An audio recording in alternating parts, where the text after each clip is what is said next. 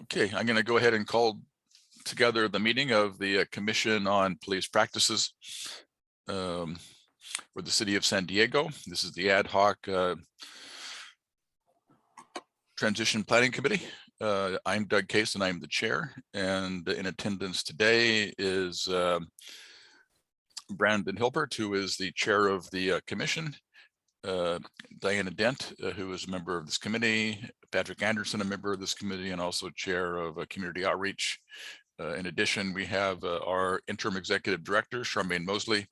We have Henry Foster, who is the chief of staff for District 4, and we have Elena Conde, who is the executive assistant to for the commission. And if you can go ahead and put up the agenda, please.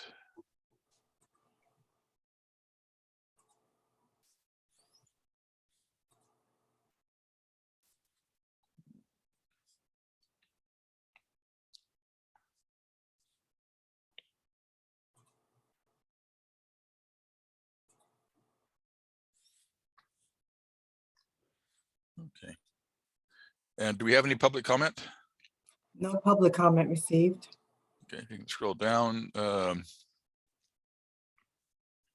budgeting process. I will send out an email that Charmaine sent to me that is a more concise summary of the dates. The next step of the process is a meeting with the executive budget team. Is that the correct title of it, Charmaine? Yes. Which will happen sometime between February the 9th and the 16th, I think. And we talked about those, our proposed changes at our last meeting, so I won't go over those again. In terms of staffing, unless Charmaine has heard something in the past couple of days, we have not heard back as to whether or not we'll be able to use the city's executive search firm to help with our deputy executive director search. And I assume you've heard nothing. Is that correct, Charmaine? That is correct. And let me know how you want to proceed, if we should go ahead and reach out to purchasing and contracting, just because the time is ticking away. Right. But can you contact him one more time and tell him that we need to decide so that we can proceed? Okay. Okay. The implementation ordinance and the permanent operating procedures. I'm sure everybody on this call is aware of the public safety and livable neighborhoods hearing last week. We went over that at the commission meeting on Tuesday. Any questions, comments that people want to make? Okay. I'd like to make a comment to D4, if I may. Go ahead. Henry, I want to convey my appreciation and respect for the work that got done at the PSLN committee meeting. I think, you know, there have obviously been rough patches in this process and frustrations on so many sides. I said this at the committee meeting, the open commission meeting earlier this week. I don't know if you've had a chance to view that, but what I feel and the feedback I've gotten from, you know, the many community members who participated in this process is a sense of relief and pride in the way in which people from so many different parts of San Diego, so many different communities seemed to speak with one voice at that meeting. And I think one thing that became very clear is Councilmember Montgomery Steps, Council President Pro Tem Montgomery Steps' leadership and real assertiveness in ensuring that so many of those community recommendations were included. The draft released the night before obviously adopted so many of our recommendations. And then in session, the modifications that evolved over the course of that meeting were just fantastic. So there are still some sticking points, obviously, and I know we're all committed to continuing to do the work we need to do. But I think Friday felt like such a good day, and I I want to make sure that you know, and that the council president pro tem knows, that there is, I mean, I'm sure you're getting lots of feedback from lots of places, but the particular channel that came through this commission and this committee, I want to make sure that I say publicly to your face, that we just have an enormous amount of appreciation and respect for that meeting and what happened. So thank you for your tireless work, for the staff of D4's office, everyone working in that office, their tireless work, and the leadership and work of the council president pro tem. Okay. Can I Nothing new. also, sorry, on that kind of implementation ordinance, just can I also ask, Henry, based on the memo we sent out about trying to do a kind of a standalone ordinance to appoint commissioners, have you heard any feedback or response from anyone, either from within your office or the other city council members? No, I have not. Just if I may, just in response to Patrick's comments, thank you for those comments, and I will make sure that the council member is, or the council president pro tem is made aware of your comments. Thank you.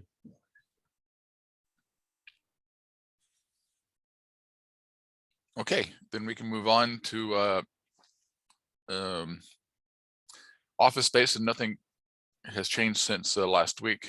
Nothing new on standing rules. Anything new on community outreach, Patrick?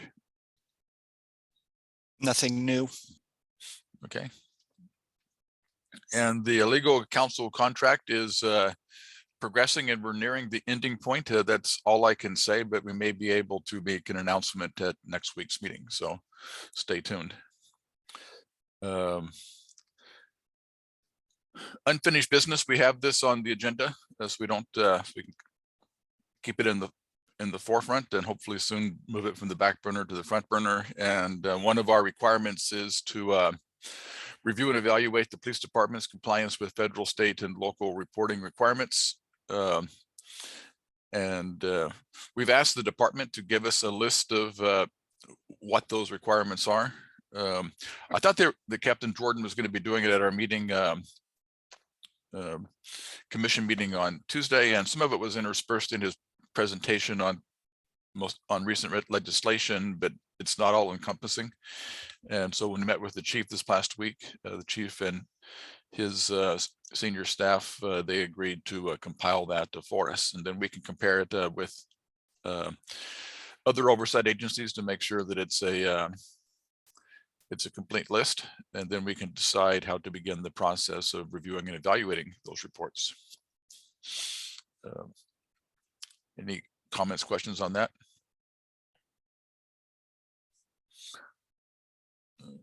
Okay.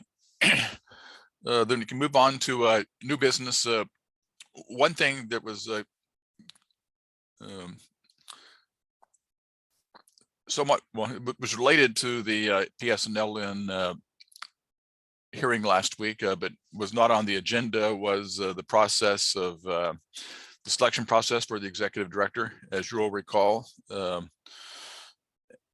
it was suggested to us, I think by Henry, that the most appropriate place to address that was not in the implementation ordinance, but in the ordinance, which is listed there, 22.5601, which is the office that, which is the ordinance that created the Office of the Commission on Police Practices. You know, I might note, and because some questions have been raised about this, that it differs a little bit from the Ethics Commission. And I looked up the Ethics Commission's charter amendment, and their charter amendment says, for long as the Ethics Commission remains established by ordinance of the council, the executive director of the commission shall be appointed by the commission and subject to confirmation by the council, and shall thereafter serve at the direction and pleasure of the commission. That language differs from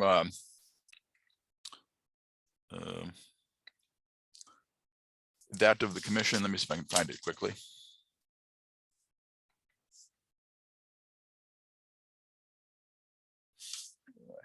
I had it here.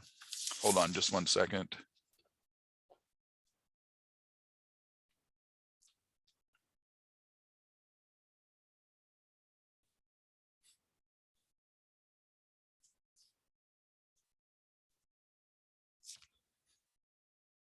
Here it is, okay.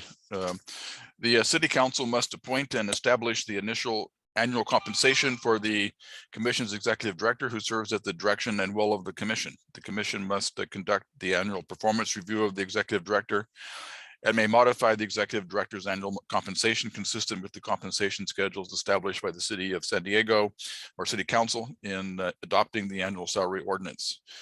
The executive director serves as the appointing authority for additional employees assisting the commission who must be appointed and serve in accordance with the charter. Then it goes on to give additional duties of the executive director, but the difference is the appointment authority.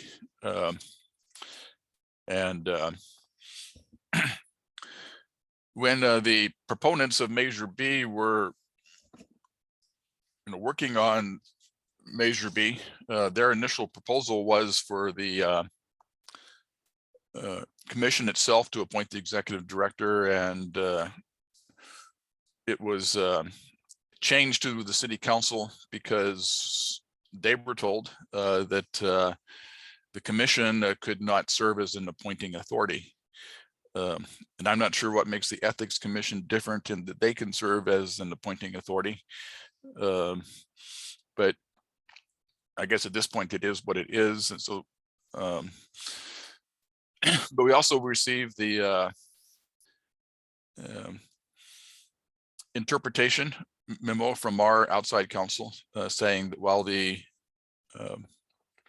city council serves as the appointing authority, they can delegate to matters such as the recruitment and selection process, as long as the final selection remains in the hands of the city council. And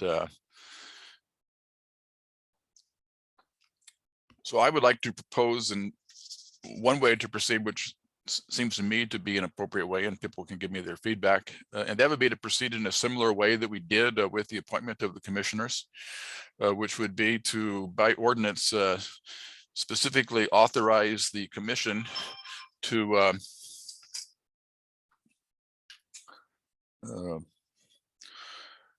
make nominations to the city council for the executive director, and by and to create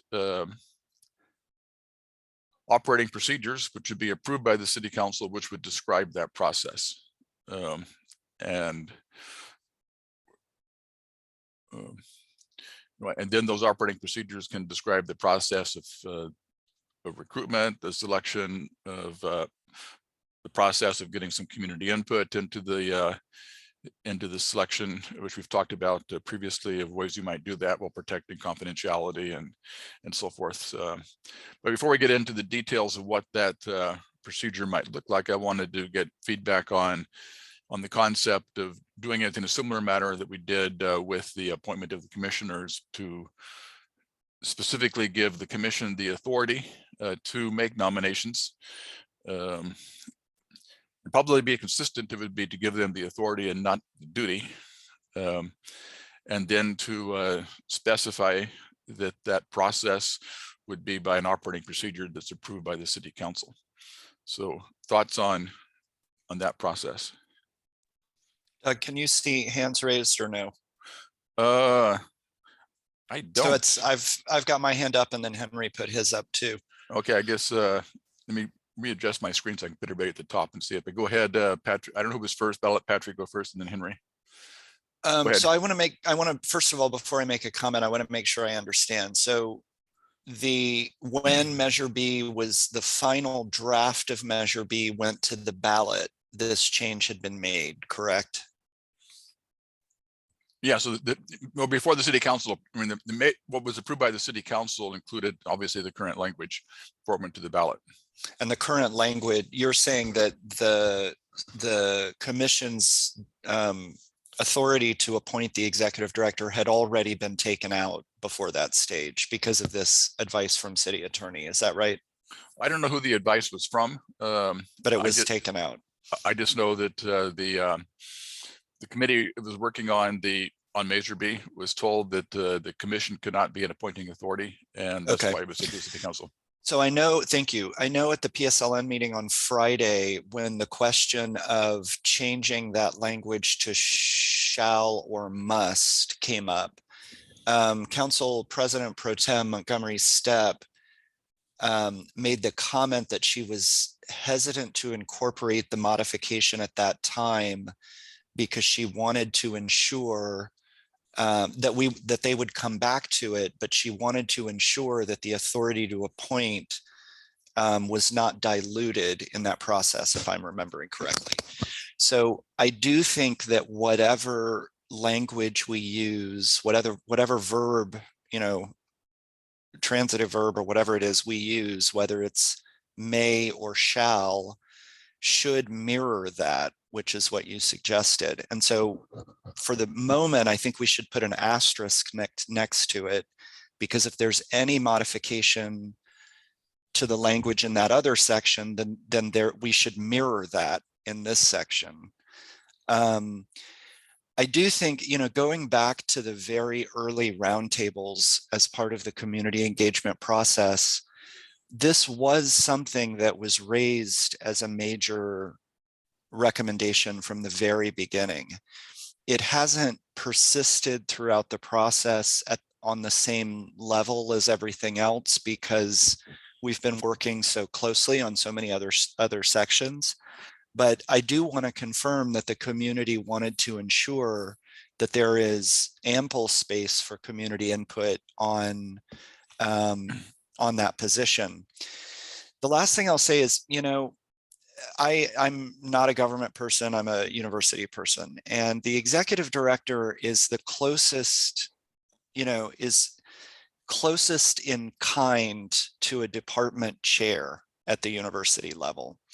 And I say that because of all the different administrative positions one can have, if you track the lines of accountability that these different roles have, it is only the department chair at a university who is accountable in two directions, accountable to the faculty of the department and also accountable to the administration higher up, deans, chancellors, and so on. It's such an important role for that reason. And I think it's that the community cares about with regard to the executive director, that if you track the lines of accountability, it makes it the hardest job in the world because you're accountable to two different groups of people who are often in conflict with one another. I think so if I'm translating this to my university context, it's important to make sure that this language maintains those two lines of accountability. Of course, the executive director must be accountable to the city council. We also want there to be accountability built in to the commission itself. And that's where this, the importance of this recommendation comes into play. And before I call on Henry, two things. Actually, the ordinance builds in that accountability by requiring the annual performance review by the commission. And you are correct. There was discussion at the roundtables about community input.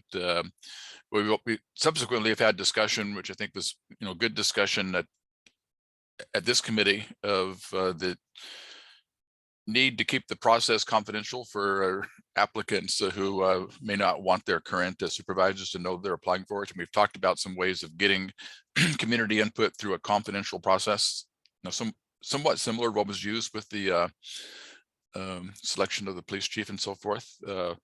But before we go down that road, we need to decide on a framework for doing it. And my suggestion for the framework is establishing an operating procedure approved by the city council. And so I'll call on Henry. Thank you. Just wanted to clarify, Doug, you made a statement that you spoke with some individuals regarding Measure B and the comments you made as to how this section became what it was. I just wanted to go on record saying that your comments did not, those comments did not come from our office. Okay, I didn't say they did. But I just want to clarify for the record that those comments did not come from our office. Sure. Okay. Henry, do you have any thoughts on the proposal? The proposal would be to do it in a similar fashion. And I agree with Patrick, whatever the final language is in the implementation ordinance, whether it's the commission shall establish a committee or may establish a committee should be similar. But the key thing is to give them either the authority or perhaps the duty, and to require that whatever process is used to make those recommendations to the city council actually be approved by the city council through an operating procedure. Does that make sense to you, Henry? At this time, I will indicate that I have no Okay, opinion at this time. Of course, what we would have to vet that through our legal process. Right. One thing I think that's also important to note, and I appreciate your attorney having their position, but just to be very clear, and I think this kind of came out kind of during this whole entire process as we continue to work on the implementation ordinance. Your attorney is there to advise you on your business, and the city attorney is a legal advisor for the council and the city. So we do take our legal advice from the city attorney's office. understood. And our legal opinion did not conflict with the city attorney's legal opinion. It was just further elaboration. And so, the question was, do you agree with the city attorney? And the answer was yes, but elaborated on ways that the commission could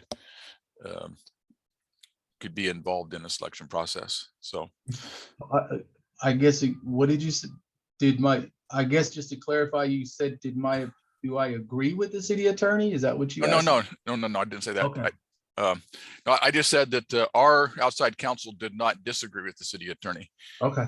And they, in fact, said the city attorney was correct, but further elaborated on ways that the commission could, both with regard to the commission members as well as the executive director, be involved in a selection and recruitment process. The key point being that the final selection, and in her memo, she capitalized the word final selection, must be in the hands of the city council, because that's what's required by the charter.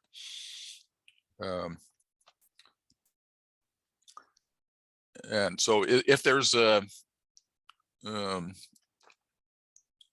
objection to proceeding with this proposal, do we want to further refine the proposal to suggest what that process might look like before we proceed? And we had some previous discussions here, so I may have to go back and look at the minutes. But we talked about having a nominating process and then having community representatives who would be involved in presentations that were made and providing a feedback to a selection committee. So it was a two-step process, but I guess the key thing was we discussed ways to maintain confidentiality, and we decided to keep it to a limited number of representatives from community groups who would be involved in the screening process, have the opportunity of asking questions and perhaps having presentations made to them, and then having a secondary process that would involve just the leadership of the commission. And I guess a couple of issues that come to my mind and just brainstorming the issue is whether or not we would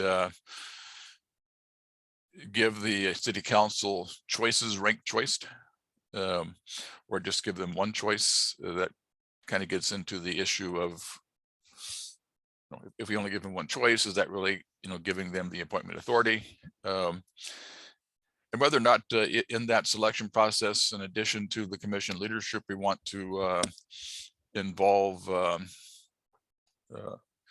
the council itself. So you might have a final selection committee that included members of the commission's cabinet and perhaps, somebody like the consultant to PSNLN or something like that, so that the city council has some input into the final selection, giving it additional credibility when it goes before the full council. So I guess, first of all, do you want to mull on that for some time and discuss it at a future meeting? But I guess the question is, do we want to, in moving this forward as a proposal, do we want to include a tentative look at what such a process might look like?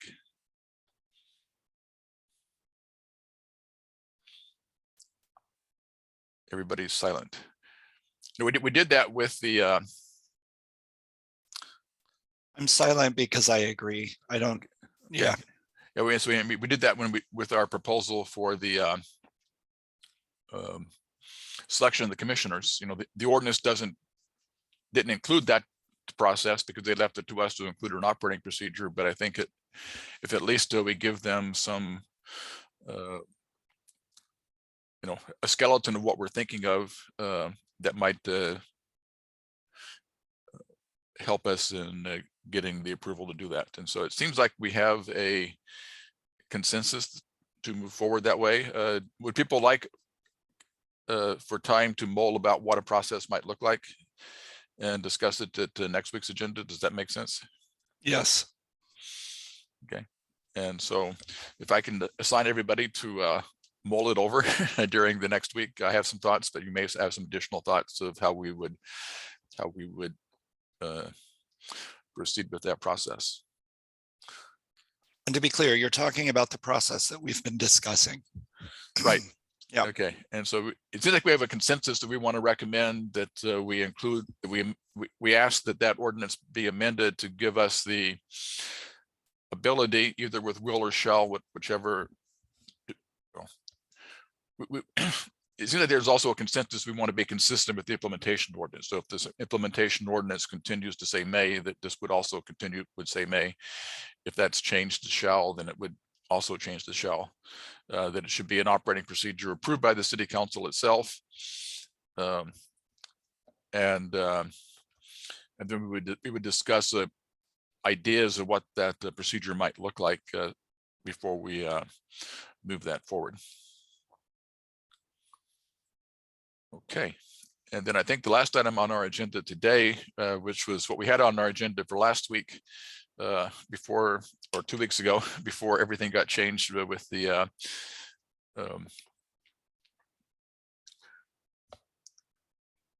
docketing of the second draft of the implementation ordinance, is discussing kind of where do we go from here. So we have the implementation ordinance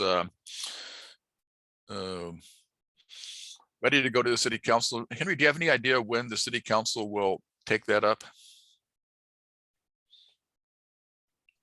We are targeting mid to late February. Okay. And then from there, presumably it'll go to the meeting confer. And we can have a betting pool to see how long that takes. but at least it is moving forward. And so there's not much we can do on that end of it until that process is complete. And so my question is, what should we be working on? I think one obvious thing which you put on the back burner was the working on the investigation procedures. And we were waiting on that until we had our outside legal counsel. We had decided we were going to work with our outside counsel, and then when we found out that we can only use $25,000 in the current contract, we decided to wait until we had a new contract. And so it sounds like we'll be able to we will have outside counsel with sufficient funding to proceed with that. And so I would put that as our first priority. Doug, I'd like to suggest that I now pick up the research into what kind of data we want the commission to collect. So not only mandated data, but reaching out to people to figure out if there are, to researchers to figure out if there are other kinds of data that they wish they had access to. Okay. And so we have two things. We have the investigation procedures, and we have data gathering. Other things we want to discuss.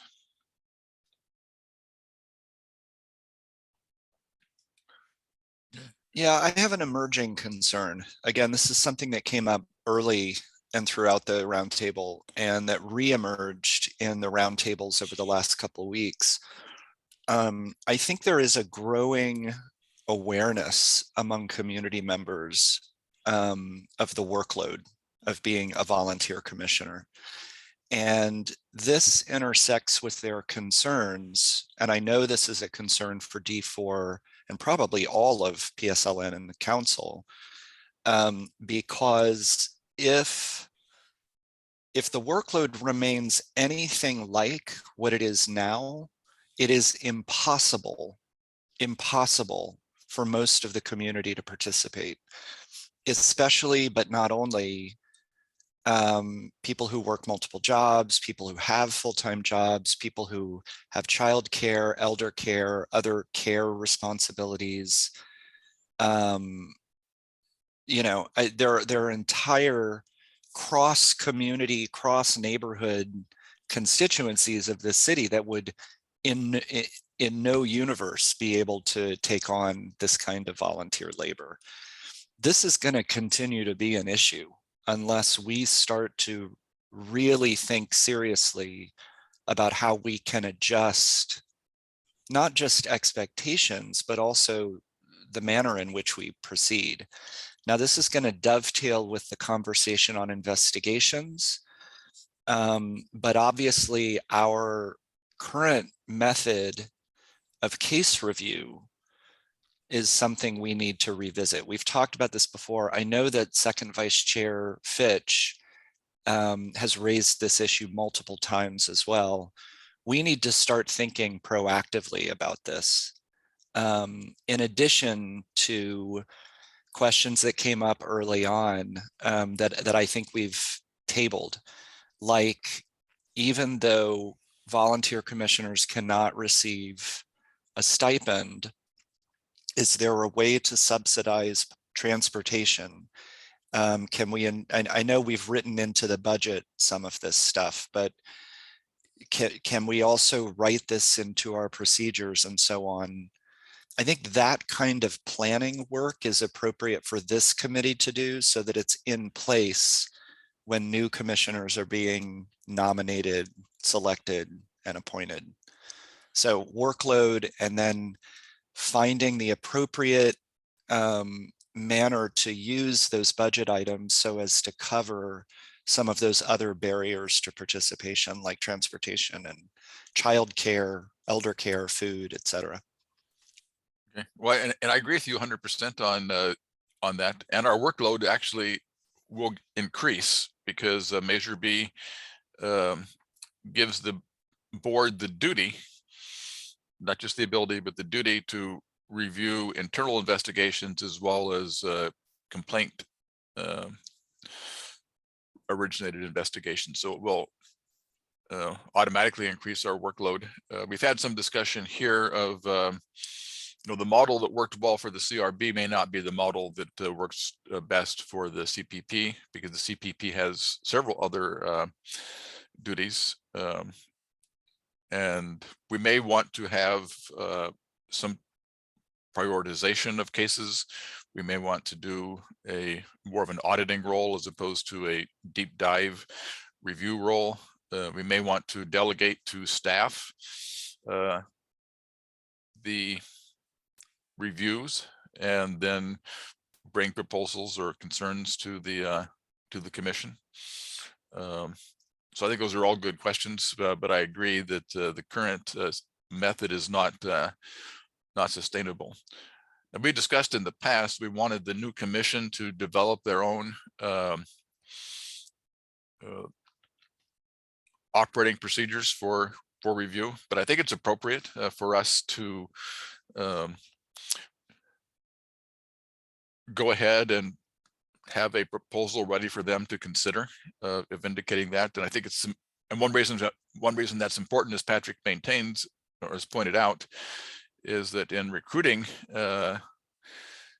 potential commissioners, we need to give them a understanding of what the job is going to entail. And before we can do that, we need to at least have in our mind a clear notion of what's going, of what the specific task that the commissioners will be requested to do is. And so I agree. And Doug, this also intersects with training. We need to have robust training in place to assist the onboarding of new commissioners. And, I know we have a committee that does a lot of that, that's separate from this one, but all of this planning work, which we really need to do, also is going to require that we update and reform our training process so that we can assist with getting these new commissioners ready to go. These are all obviously interlocking pieces. You have to get one done before you can do the others. I do think it's worth delegating to a committee. I can't imagine who at this point, but frankly, revisiting our training program and updating it with, for example, much of what Captain Jordan shared with us at the open meeting this week. That was such a helpful presentation. That needs to be built into the training. In fact, I would suggest that Captain Jordan and our legal counsel should be asked to co-present on that very topic as a part of training and continuing education for commissioners. But we need, at the very least, I think this committee could start getting an outline going of those aspects of training that need to be updated, condensed, revised, and so on. And Doug, sorry to keep adding to your docket, but our training inside and out, obviously, having been the, I don't know what metaphor to use, the royalty of the binder, the binder god or something. I don't know. Only CRB people will know what I'm talking about. It's a huge binder for the public that has all this information in it that's a bit overwhelming. The grand trapper keeper of information, to date myself. But Doug, I do think this committee should provide to the full commission and to that particular committee some guidance and some recommendations on how our training needs to be revised to prepare for 23 brand new people suddenly being asked to pick up where we leave off. I mean, that's terrifying, frankly. So I'll stop. And actually it's 25 brand new people. 25, sorry, 25. They may not all be brand new, but I get your point. There could be some people from the current commission who are appointed to the new commission. Okay, so I have on my list here 5 things for our work plan. One of it is to work on a proposed operating procedure for screening, recruiting and screening applicants for executive director, working on a proposed investigations operating procedure for the council. I mean, to the council, because they have to approve it, and that'll be important because before we begin investigations, we need to have those approved, and that would, as soon as the implementation ordinance is done, that should be the next item to be taken up. But we should be working on that now. Modifying our case review process for those cases that we review and evaluate as opposed to those that we investigate. Drafting a training program for the new commission, and discussion of ways to address barriers to service on the commission, including transportation, etc. That sounds like an aggressive work plan to me. Does anybody else have anything? Well, first of all, is there anybody disagree with any of those things? Okay, and Anything else that people want to add? Brandon, Diana? Okay. And I think, and you can tell me if, I mean, they're all important, but I think maybe the order in which I just mentioned them are probably the order in which we can work on them as a committee. Some of them we can work on simultaneously, obviously.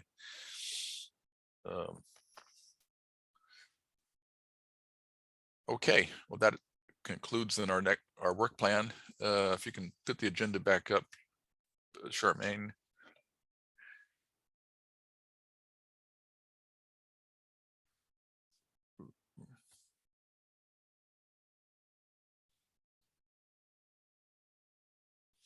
No, I did. I'm just seeing on the screen that Tiffany joined us. I don't know how long ago she joined us, but welcome, Tiffany. She's probably been here for a while.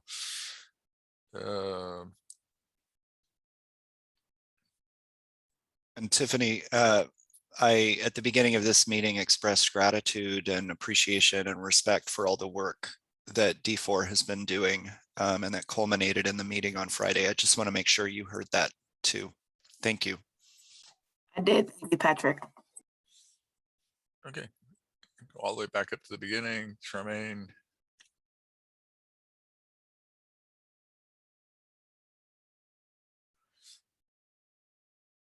Okay.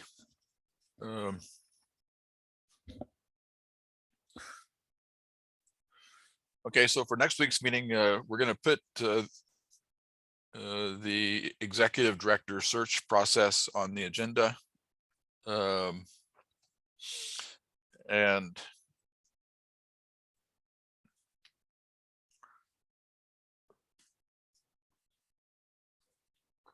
maybe put on the agenda the investigations process, because I think we're ready to begin elaborating on that, and so we can begin developing the framework of what that might look like, so that as soon as we have a outside counsel available to begin working on that, we can proceed. And then I'll put the other 3 items in items for future agendas at the bottom of our agenda.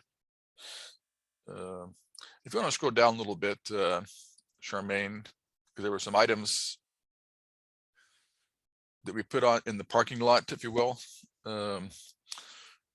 And I'm not sure if there's any of these items that we want to agendize for an upcoming meeting or keep them in the parking lot.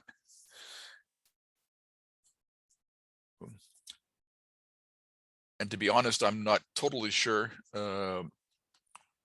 what the essence of the first, or the impetus for So the two first was. one comes from that enduring concern among the community that the CPP could do a better job of more transparency in terms of making more, with to the extent permitted by law, making more about its processes and findings transparent, and also building in to the future commission structured accountability to the community. I will say the PSLN, one of the ideas that came out of the PSLN meeting on Friday, I believe that's where I heard it, was a required annual town hall with the commission and council, at which community members could make nominations to the commission. I think I'm remembering that correctly. That was a good idea, and that could be, I don't think that's the only thing that should be done on either of these questions, but it could be built out to include a kind of public town hall on how the commission's doing more generally. But that's what that issue was about. And then item C is also, it comes out of specific cases that we can't discuss, but that raised a broader issue of CPP access to training bulletins, special unit policies, especially special ops, and other department orders, et cetera, that aren't made readily available to the CPP, and sometimes the CPP is denied access to them. So that's what C is about. Okay. And I might mention with regard to A, there is a very robust section that was added to the second draft of implementation ordinance on those transparency and accountability issues. Much of it appears to have come directly from the voters ordinance version that came. So it might be worthwhile for us to, since that wasn't a recommendation that came directly from us and we haven't discussed at length here, maybe it would be good for us just to review that and give any thoughts that we have regarding how to implement those, because that'll be a requirement as soon as the commission is up and going. And that shouldn't take that long. So maybe we can put that on next week's agenda as well, to review that section of the ordinance and see if there's anything that we ought to be doing with regard to implementation of that. And I see Henry's hand up. Yes, just wanted to confirm, that's correct, Doug. There is a full section on community outreach and engagement. But also wanted to make sure, I know you requested information regarding the amendments that were made at committee on Friday. And just to make sure that everyone knows, there was a slide that was shown at the end of the meeting, but it did not include one of the amendments. And so, Doug, I think it just might be good if you can make sure you share that, not only with the committee, but also with the commission itself, because there was one item that Councilmember Campillo made an amendment, and it was accepted by the council member in regards to an annual meeting in which the commission will work with the chair of PSNLN to allow the public to, I believe, allow them to provide any type of recommendations, nominations regarding potential candidates or nominees. So Yeah, just and you sent that to me, and I sent it out to the full commission, and I added it to this agenda. So there it is. It's the last item on your screen in red, and that's what Patrick was referring to. So thank you. Okay, so we have our agenda for next week. Any other issues or concerns? So I think we're moving along well. We still have a good way to go, but we've accomplished a major milestone of getting implementation ordinance ready for meeting and confer. And it's only 11:19, but unless there's an objection, I'll entertain a motion to adjourn.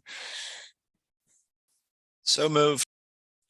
Henry's hand is up. Hopefully you're not objecting to adjourning, Henry.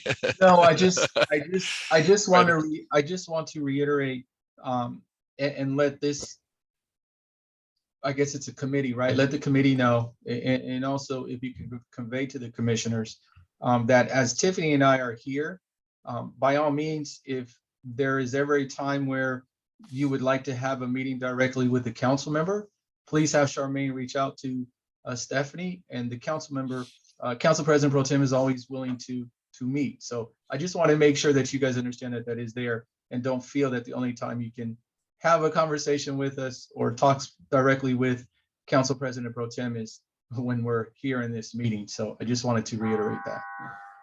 Okay, we appreciate that. And we may be meeting with council members to talk about the issue of our dwindling numbers and what, if anything, can be done in the interim regarding that. And so, yeah, we may take you up on that invitation. Okay. And so now, is there any objection to adjourning? Seeing none, we stand adjourned at 11:21. Thank you, everybody.